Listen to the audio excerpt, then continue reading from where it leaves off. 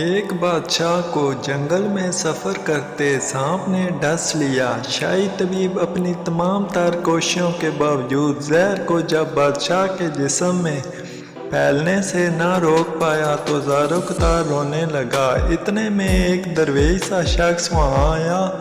بادشاہ کو زہر کے درد سے تڑپتے ہوئے دیکھا تو بادشاہ کی ٹانگ پر جہاں سانپ نے کاٹا تھا تھوک دیا اور بھاگ گیا۔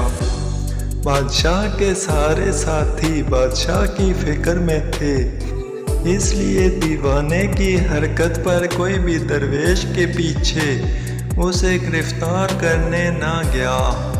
شاہی طبیب نے تھوک صاف کرنے کے لیے ایک رومال پکڑا اور بادشاہ کی زہر سے نیلی ہوئی ٹانگ سے تھوک صاف کرنے لگا، مگر پھر حیران ہوتے ہوئے رک گیا۔ اس نے انگلی سے تھوک کو سانپ کے ڈسے پر اچھی طرح مل دیا، جس سے فوراً ہی زہر کا اثر زائل ہو گیا۔ بادشاہ ہوش میں آئے اور جب انہیں درویش کے تھوک کے قصے کا پتہ چلا تو بادشاہ نے فوراً حکم دیا کہ اس درویش کو فوراً ڈھونڈ کر حاضر کیا جائے۔ سپاہی چاروں طرف پھیل گئے اور تھوڑی ہی دیر میں درویش کو درخت کے نیچے جا لیا اور پکڑ کر بادشاہ کے سامنے پیش کر دیا۔ بادشاہ نے ادب سے درویش سے کہا، ہم گناہ گاروں کی آنکھ آپ کو پہچان نہ سکی، جس کے لیے میں معذرت چاہتا ہوں۔ آپ سے درخواست کرتا ہوں کہ میری طرف سے یہ قیمتی پوشاک اور عربی گھوڑا قبول کیجیے۔ درویش نے مسکرا کر بادشاہ کی طرف دیکھا اور بولا،